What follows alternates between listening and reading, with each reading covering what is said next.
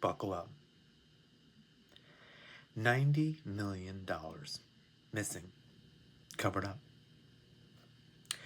This video is protected under federal whistleblower law, Section Rule 21F-17, Dodd-Frank Act, Illinois Whistleblower Act 740, ILCS 174, First Amendment. No separation agreement or NDA can prevent reporting of federal law violations or discussing personal experience of witness fraud. Before I say anything else, I need to state something very important for the record. What I'm about to share is protected speech under federal law.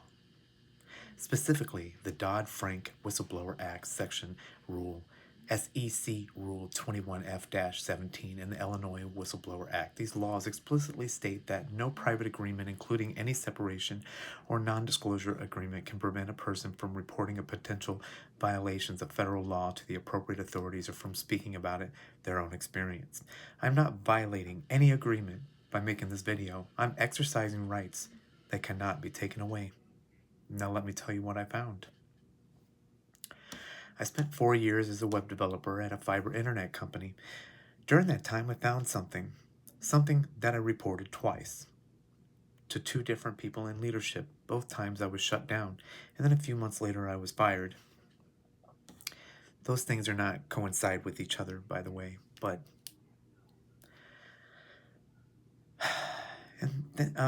what I found was approximately 3,000 customers, real people, real addresses, real fiber connections running to their homes or apartments who were actively receiving internet service and paying absolutely nothing.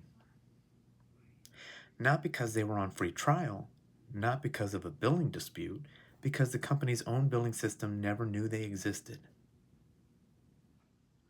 And when I ran the numbers, the revenue was never collected, never billed, never recovered, came out to approximately $90 million. And it's happening right now. The following account reflects the personal experience and observations of the speaker. No company names, investor names, or individual names are used in this video.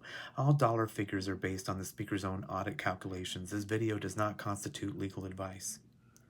Okay, with that out of the way, let me explain how this happened. Because once you understand the technical side of it, you realize this isn't some crazy edge case. This is something that could be happening at internet providers all over the country right now. So first, a quick lesson on how fiber internet gets to your house or apartment. When a fiber internet company installs service at your location, they put a device on your wall called an ONT. That stands for Optical Network Terminal.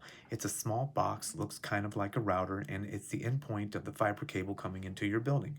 When the ONT is powered on and active, it's reporting back to the company's network.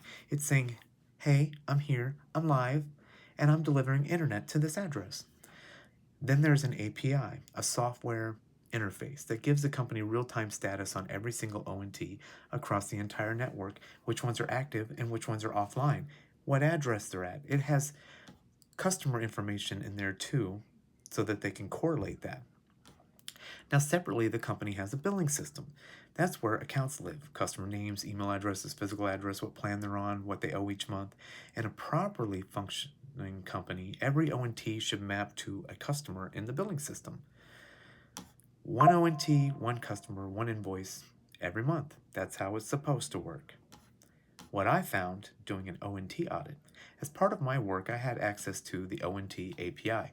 I could pull data on every active device on the network. Now there are 2 networks, but we're talking about one of the networks where I found all the fraud. I also had access to the billing system exports, so I was able to export all the customer data and view all the ONT data and pair them up. So I did what any technical curious person would do. I wrote a program to match them up. I took every active ONT, every device reporting live service delivery, and I cross-referenced it against the billing system 3 different ways: customer name, company name, email address, physical service address. If an ONT matched a billing record on any of these fields, fine. That's a real customer being properly billed. If an ONT had no match on all 3 of those fields, that's a problem. That's a red flag right there. I triple checked my results, by the way. I went through edge cases. I eliminated false positives. I made sure my methodology was airtight. 3,000 physical devices delivering live fiber internet to real addresses. Right now, even right now, even at this very moment that I make this video, with no invoice, no customer account, and no revenue. And I built a rolling calculation month by month of how much money had already been lost. And the numbers were staggering because if we talk about $89.99 a month for 3 years, add on another 2 years, that really adds up really fast when you multiply it times 3,000 customers. You go right ahead, you do the math. I brought it to the vice president. I explained to him what I found. I showed the numbers, and the response that I got: stay in your own lane. That was it. No investigation, no follow-up, no thank you for flagging this, just mind your own business. So I reported it to my direct supervisor as well. Same result, nothing happened. Time passed, the billing gap didn't get fixed, those 3,000 customers still getting free internet, the revenue kept not being collected. Then a few months ago, a colleague of mine independently discovered the same issue. He found about 50 accounts not being billed. He come into my office and he's like, "Did you know these people are not being billed?" And I said, "That's not a surprise. I was told to shut up." Same result, swept under the rug. Nobody did anything about it. Now here's the part that's generally important for anyone watching this who works in finance or investing.